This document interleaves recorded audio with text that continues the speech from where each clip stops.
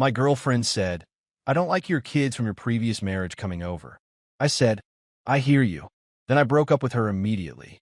She tried to backpedal when she realized she was the one who had to leave, not my kids. Original post. I, 35 male, operate my life based on a hierarchy of importance that is etched in stone. At the very top sits my children, Leo, 8, and Sophie, 6. Below them is my career as a forensic accountant, which keeps the lights on. Below that is my house, a customized colonial I spent 5 years renovating. Somewhere further down the list was Tiffany, 29. Tiffany and I had been together for 14 months. She moved in 6 months ago. At the time, it seemed logical. She was a lifestyle consultant, which meant she spent a lot of time arranging charcuterie boards and filming herself opening packages. She was charming, organized, and seemed to tolerate the chaos that comes with 2 elementary school-age children. My custody arrangement with my ex-wife, Claire, is a standard 50-50 split. 1 week on, 1 week off. We are functional co-parents. We don't do holidays together, but we don't hate each other. It works. The friction with Tiffany started subtly. It was little comments about sticky hands or noise levels. I accommodated her at first. I hired a cleaner to come twice a week instead of once. I enforced stricter quiet hours for the iPad. I thought we were just adjusting to cohabitation. I was wrong. I wasn't adjusting. I was being groomed to erase my children. It happened on a Tuesday evening. I was in the kitchen prepping a lasagna for dinner because the kids were coming over the next day for my custodial week. Tiffany was sitting at the island, scrolling through her phone, sipping a glass of red wine that cost more than my first car. She put the phone down and sighed, a heavy, theatrical exhale that usually signaled a serious talk. Grant, she said, we need to look at the calendar. Okay, I said, layering noodles. What's up? Birthday party? No, it's about the kids coming over tomorrow. I was thinking, maybe you could swap weeks with Claire? Or maybe just take them out for dinner and drop them back at her place. I stopped layering. I wiped my hands on a towel and turned to face her. Why would I do that? It's my week. They live here. She took a sip of wine, her eyes avoiding mine. It's just that I have a lot of content to shoot this week. I need the lighting in the living room, and I need silence. Having them running around, leaving toys everywhere, it disrupts the aesthetic. It messes with my workflow. They're in school until 3, I reminded her. You have a whole day. It's not just a day, Grant. It's the energy. I don't like your kids coming over this much. It makes the house feel cluttered, chaotic. If we're going to take this relationship to the next level, I need this space to feel like ours, not theirs. I think we should transition to them visiting every other weekend. Claire's the mom, right? She should be doing the heavy lifting. The air in the kitchen didn't change temperature, but I felt a sudden, absolute zero chill settle in my chest. It wasn't anger. Anger is hot. This was clarity. It was the forensic accounting part of my brain looking at a ledger, seeing a massive liability, and deciding to liquidate it immediately. You don't like my kids coming over, I repeated. To their own home. I knew you'd get defensive, she rolled her eyes. I'm just setting boundaries. I need a partner who prioritizes my mental peace. I can't be a stepmom and a brand. It's too much. I hear you, I said. My voice was level. Calm. She smiled, relieved. She thought she had won the negotiation. She thought she had successfully rebranded my custody agreement. I'm so glad you understand, babe. It's really for the best. We can have date nights. We can travel. You're absolutely right, I interrupted. Boundaries are essential, and priorities are non-negotiable. I walked over to the drawer where we kept the spare keys. I took the spare house key off the hook. We're breaking up. Tiffany froze, the wine glass halfway to her mouth. What? We're done. The relationship is over. Immediately, she laughed, a nervous, tinkling sound. Grant, stop being dramatic. I'm just asking for space. And you're going to get it, I said. You just asked me to evict my children from their home so you could shoot Instagram reels. That's not a request for space. That's a declaration of war against my family. I choose them. Every single time. Without hesitation. You're choosing them over me? She asked, the entitlement leaking into her voice. I'd choose their goldfish over you, I said. I need you to pack a bag. You can't stay here tonight. The realization hit her. The smile vanished. The brand facade cracked. I live here, she snapped. You can't kick me out. I have rights. I'm a tenant. You moved in 6 months ago, I said. You've never paid a dime of rent. You contribute to utilities sometimes when you remember. You are a guest who has overstayed her welcome. I'm not going anywhere, she declared, crossing her arms. This is my home, too. I picked out the curtains. I paid for the curtains, I corrected. And the rod. And the installation. Look, Tiffany, we can do this the easy way or the hard way. The easy way is you go to your sister's house tonight, and we figure out a move-out schedule. The hard way is I start treating you like what you claim to be, a hostile tenant. I'm staying, she hissed. And if you try to force me out, I'll call the police and tell them you're abusing me. That was the moment the last shred of affection died. She wasn't just selfish, she was dangerous. Okay, I said, you're staying. But things are going to change. Immediately. I took my lasagna out of the oven before it was cooked. I wrapped it in foil and put it in the fridge. Where are you going? She demanded. To eat dinner, I said. Alone. I walked out, got in my car, and drove to a diner. I sat there for an hour, eating a burger and drafting a plan. She wanted to play the tenant rights card? Fine. We would play by the strictest, most bureaucratic landlord-tenant rulebook in existence. When I got home later that night, she was locked in the guest room. She had moved her stuff in there in a huff. I slept in the master bedroom with the door locked. I didn't sleep well, but I knew one thing. My kids were coming over tomorrow, and Tiffany was about to learn that aesthetic doesn't pay the mortgage. Update 1.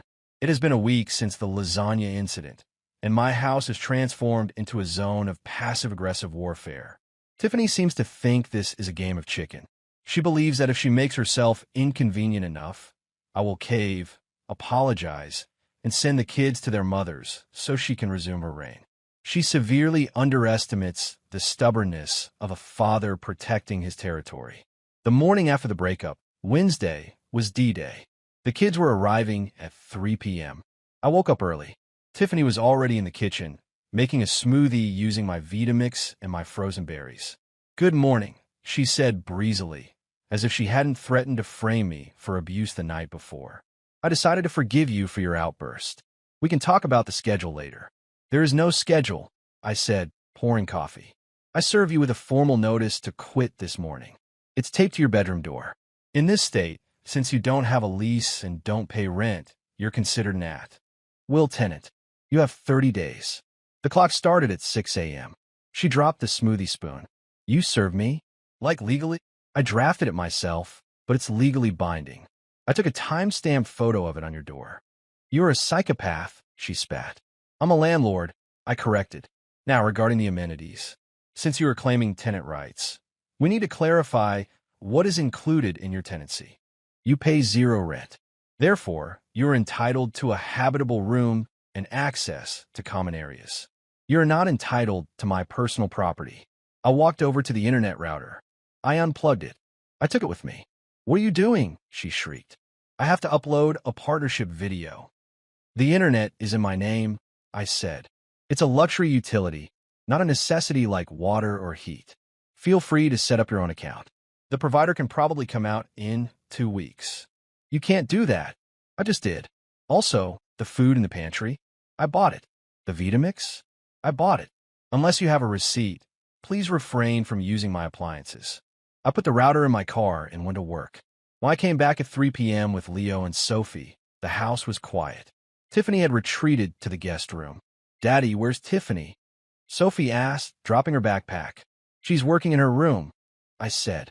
She's going to be moving out soon, so she's busy packing. Oh, Leo said, can we play Mario Kart? Absolutely. We played loud video games. We made popcorn. We laughed.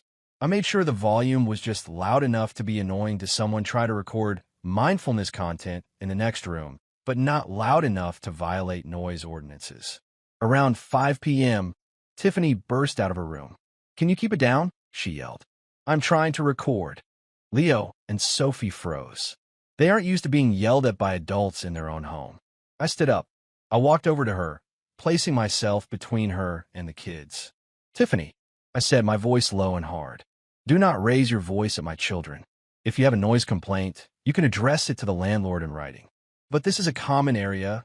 It is 5 p.m., and they are allowed to exist. They are screaming.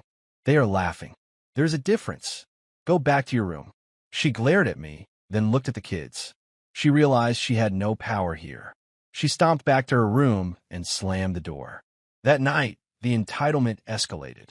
I had put a lock on the master bedroom door. Tiffany realized she had left her good moisturizer in the master bath. She pounded on my door at 10 p.m. "Grant, let me in. I need my face cream." "I'm sleeping," I called out. "Wait until morning. It's $300 cream. I need it. Should have thought about that before you became a hostile tenant." The next day, Thursday, she tried a new tactic, the utility war. I came home to find a thermostat set to 85 degrees. The windows were open. She was trying to run up my bill. I didn't yell. I walked to the hallway thermostat. I ripped the faceplate off and removed the batteries. Then I went to the basement and installed a lockbox over the HVAC unit controls. I set the temperature to a sensible 68 degrees. "Why is the AC off?" she demanded when she emerged, sweating in her athleisure wear. "System maintenance," I lied. "Might take a while to fix. I suggest you dress lightly. You are doing this on purpose." I'm managing my property. Then came the flying monkeys. Friday evening, my phone rang. It was Tiffany's mother, Linda. Linda is a woman who thinks her daughter is God's gift to the world, and that I was merely the wrapping paper. "Grant," Linda's voice was icy. "Tiffany tells me you are abusing her, starving her, locking her out of rooms." "Hi, Linda," I said, putting the phone on speaker while I folded laundry. "Tiffany is currently residing in the guest room rent-free. She has access to the kitchen and bathroom. She simply doesn't have access to my personal groceries or my private bedroom. If that's abuse, the bar has been lowered significantly. She says you cut off the internet. I stopped paying for a service for a non-paying tenant who threatened me. She is welcome to get a hotspot. You are a petty little man," Linda spat. "She devoted a year of her life to you. She devoted a year to living in a luxury home without bills," I countered. "She has 23 days left on her notice. If she wants to leave sooner, I will happily help her pack. Do you have space for her, Linda?" Silence. Linda didn't want her back. "Tiffany is high maintenance. We expect you to treat her with respect," Linda said weakly before hanging up. Saturday, I discovered Tiffany's attempt at revenge. I went to use the coffee maker. It was filled with salt instead of sugar. Childish. I want to put on my favorite sneakers. One of the laces had been cut. Petty. I didn't confront her. I documented it. I took photos. I started a spreadsheet titled Damages and Deductions. Then I sent her an email. Subject: Property damage and security deposit. Tiffany, since we do not have a formal lease, I cannot withhold a security deposit you never paid. However, I am documenting all damage to my personal property, sneakers, $120, coffee maker cleaning, $15 worth of labor. I will be filing a small claims suit for these damages upon your departure. Every item you break, cut, or ruin is just another line item on a court summons. I suggest you stop." She didn't reply, but the petty vandalism stopped. Now, she's just lurking. She stays in her room mostly, coming out only to glare at me or the kids. She's trying to make us uncomfortable. But here's the thing she doesn't get. I lived in a dorm with 3 engineering majors. I can outweight anyone. And every day she stays here miserable is a day she isn't ruining someone else's life. Update 2. We are down to 14 days on the notice to quit. The atmosphere in the house has shifted from hostile to legal thriller. Tiffany realized that petty vandalism wasn't working and that I wasn't going to cave on the internet or the food. So, she decided to aim for my reputation. She figured if she couldn't control the house, she would control the narrative. On Monday, I started getting notifications on my business Instagram page. I run a small but respectable forensic accounting firm. Trust is my currency. Suddenly, 1-star reviews started popping up. Unprofessional and rude. Do not trust this man with your finances. Discriminatory practices. Hates women. Stay away. Cheated me out of thousands. A liar and a thief. They were obviously fake, posted by accounts with 0 followers and generic names like Sarah889 and Boss Tiff fan. I didn't panic. I do forensic accounting. Tracking digital footprints is literally my job. I took screenshots. I analyzed the timestamps. They were all posted within a 20-minute window. Coincidentally, while Tiffany was working in the guest room, I walked to her door and knocked. "Go away," she yelled. "Tiffany, open the door. We need to talk about libel." She yanked the door open. She looked tired. The glow was gone. "What now?" "I see you've been busy on Google reviews," I said, holding up my phone. "I don't know what you're talking about," she lied, failing to make eye contact. "That's fine. You don't have to admit it. But here is the reality. Defamation per se is when you make false statements that damage a person's professional reputation. Accusing a forensic accountant of theft is a career-ending accusation. That makes it actionable." I handed her a printout. "This is a draft of a cease and desist letter. My lawyer is filing it tomorrow. If those reviews aren't down in 1 hour, I'm adding a defamation lawsuit to the small claims action for the sneakers. And unlike the sneakers, defamation damages can run into the tens of thousands. Do you have $10,000, Tiffany?" Her face went pale. "You can't sue me for review. It's free speech." "It's free speech if it's true," I said. "It's libel if it's a lie meant to harm my business." 1 hour. I went back to the kitchen. 50 minutes later, the reviews were deleted. But she wasn't done. Wednesday was the day she tried to weaponize the police again. I was in the backyard with the kids. It was an off week, but I picked them up for ice cream. We were playing tag. A police cruiser pulled into the driveway. My heart hammered. I told the kids to go inside and watch TV. I walked to the driveway. 2 officers stepped out. "Sir, we received a call about a domestic disturbance," the older officer said. "Report says a female resident is being held against her will and denied access to basic necessities." I took a deep breath. "Officers, the female resident is my ex-girlfriend. I served her with an eviction notice 2 weeks ago. She is free to leave at any time. In fact, I will be thrilled if she left. As for necessities, she has water, heat, and electricity. She just doesn't have my Wi-Fi password or my credit card." Tiffany came running out onto the porch, putting on a performance worthy of an Oscar. Tears, trembling hands. "He locks me in," she sobbed. "He won't let me eat." "Do you have keys to the house, ma'am?" the officer asked. "Yes, but..." "So you can leave?" "I have nowhere to go. He's making it hostile." I pulled out my phone. "Officers, I have security cameras in the common areas. I can show you footage of her coming and going freely all week. I can also show you the untouched food in her designated cabinet space. She isn't starving. She's refusing to buy her own groceries." The officers looked at Tiffany. They looked at the manicured lawn, the calm demeanor I was projecting, and a lack of any physical distress on her part. "Ma'am," the officer said, sounding exhausted, "this is a civil matter. If you are being evicted, you need to take it up in housing court. Unless he physically harms you or locks you in a room you cannot escape from, we cannot intervene." "But he's mean to me," she wailed. "Being mean isn't a crime," the officer said. "Have a good day." They left. Tiffany stood on the porch, her face blotchy with rage. "You charmed them," she screamed. "You manipulator." "I use facts," I said. "You use drama. Facts win." 13 days, Tiffany. Thursday, she tried the party tactic. I came home from work to find 3 strange women in my living room. They were drinking my wine, which I had foolishly left in a rack, not the locked pantry. "Oh, he's home," Tiffany said, rolling her eyes. She was holding court on the sofa. "Girls, this is the landlord." The girls giggled. "Get out," I said. "They are my guests," Tiffany challenged.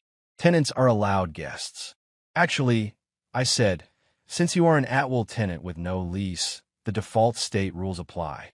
And my house rules, which I am implementing right now verbally, are no guests without 24-hour written approval from the homeowner. Everyone out. Now. Or what?" One of the friends sneered. "You gonna call the cops?" "No," I said. "I'm going to turn off the main power breaker to the living room and kitchen. And then I'm going to sit in the dark and play bagpipe music on a battery-operated speaker until you leave." I walked to the basement. I killed the power to the first floor. The music stopped. The lights died. Then, I played Scotland the Brave on a loop at max volume from my portable JBL speaker. It took 4 minutes. They couldn't handle the absurdity. They fled, calling me a psycho. Tiffany screamed at me in the dark hallway. "You are ruining my life. You tried to erase my children," I said over the bagpipes. "This is just the encore." Yesterday, the final straw dropped. I found a listing on Facebook Marketplace. Selling vintage mid-century modern coffee table, $400. Pickup only. It was my coffee table, the one in my living room. She was trying to sell my furniture while I was at work. I didn't report the post. I messaged her from a burner account. "Interested. Can pick up at 6 p.m. She replied, "Perfect." I came home at 5:55 p.m. She was dragging the table toward the door. "Going somewhere?" I asked. She jumped. I was just moving it to clean." "Really?" "Because John is coming to buy it for $400 in 5 minutes. Her face dropped. "That is theft, Tiffany. Attempted larceny. If you move that table 1 more inch, I will press charges. And unlike the gaslighting with the cops, I have the Facebook messages linked to your account." She let go of the table. She slumped against the wall. "I'm broke," she whispered. "I have no money. You cut me off. I can't afford a deposit on a new place. You have a job. You have a brand. The brand makes $200 a month. You paid for everything. I can't live like this." There it was. The truth. The entitlement stripped bare. She wasn't a partner. She was a parasite who resented the host. "That sounds like a you problem," I said. "But since I want you gone, I will make you a one-time offer. You leave by Sunday. Completely. You sign a paper stating you have no claims to the property. In exchange, I will not sue you for the sneakers, the coffee maker, or the defamation. I will call it a wash." She looked at me. "I need cash. For a mover. I'll pay for the U-Haul," I said. "Directly to the company. Not a penny to you. Take it or leave it. If you stay the full 30 days, I sue you for everything." She stared at the floor. "Fine. Sunday is move-out day. I'll be watching." Update 3. Final. The house is silent.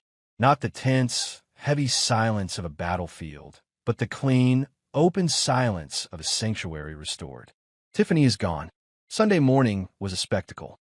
I rented the U-Haul as promised, paying the vendor directly. I wasn't handing her cash that could be repurposed for aesthetic brunch. She didn't have friends to help her. The girls who drank my wine didn't show up to haul boxes. Her mother, Linda, sent a text saying she had a migraine and couldn't assist. So it was just Tiffany, alone, dragging her life out of my house. I sat on the front porch with a cup of coffee, sugar, not salt, and supervised. I wasn't going to lift a finger, but I needed to ensure she didn't accidentally pack my toaster or my artwork. She tried. She walked out carrying a framed print from the hallway. "That's mine," I said calmly from the porch chair. "I bought the frame," she argued. "You bought the frame for my print. Take the print out, leave the art, or leave the whole thing. Your choice." She spent 5 minutes struggling to remove the backing, cursing under her breath, before throwing the print on the hallway table and taking the empty IKEA frame. "Keep your stupid art," she muttered. "I intend to." It took her 6 hours. By 2 p.m., the guest room was empty. The living room was cleared of her diffusers and throw blankets. She stood in the foyer, holding her last box. She looked at me, expecting something. A regret? A final plea? "You're going to miss me," she said. It was a weak attempt at a power move. "This house is going to be so boring without me." "Boring is underrated," I said. "Leave the key on the table." She slammed the key down. "I hope your kids draw on the walls." "If they do, I'll wipe it off," I said. "Goodbye, Tiffany." She walked out. She got into the U-Haul, which she struggled to drive, nearly taking out my mailbox, and drove away. I immediately went inside and rekeyed the locks. I had the kit ready. I wasn't taking chances with copied keys. Then I did a walkthrough. She had left a parting gift, of course. In the guest bathroom, she had poured a bottle of red nail polish down the sink drain. It was dried, caked onto the porcelain and the metal stopper. I sighed. It was petty. It was destructive. But then I remembered the cash for keys agreement we signed. I took a photo of the sink. I texted her, "Saw the sink. The agreement stated you would leave the property in broom-clean condition with no new damages. You violated the contract. I am filing the small claims suit for the sneakers, $120, the cleaning, $15, and now a new sink pedestal for $100. Expect the summons at your mother's address." She replied instantly. You said you wouldn't sue me. I said I wouldn't sue if you left without issues. Vandalism is an issue. See you in court. I blocked her number. The fallout. The lawsuit. I filed the paperwork on Monday. It's not about the money. It's about the principle. And the record. I want a public record that she destroys property when she doesn't get her way. It's a warning label for the next guy. The brand. I checked her Instagram from a burner account. She posted a photo of her boxes in her mother's garage. Caption, starting over. Sometimes you have to leave toxic environments to find your light. Hashtag, new beginnings, hashtag, survivor. The comments were turned off. I guess the receipts I posted about the defamation had reached her audience. The kids, Leo and Sophie, came over on Wednesday. They walked into the house. Sophie looked around. Is the lady gone? She asked. Yes, I said. She moved out. Can we build a fort in the living room? Leo asked. Like a big one? With all the cushions. You can use every cushion in the house, I said. They built a massive, chaotic, ugly fort right in the center of the living room. It ruined the aesthetic. It blocked the flow of traffic. It looked like a bomb went off in a pillow factory. I sat on the floor inside the fort with them and ate pizza. This is cool, Sophie said. It's cozy. Yeah, I said. It really is. I looked around at my house. It wasn't curated. It wasn't content ready. It was messy and loud and full of crumbs. And for the first time in 6 months, it felt like a home. Tiffany wanted a sanctuary. She didn't realize that a sanctuary isn't about silence and white furniture. It's about being safe with the people who matter. She's gone. My kids are here. The foundation held.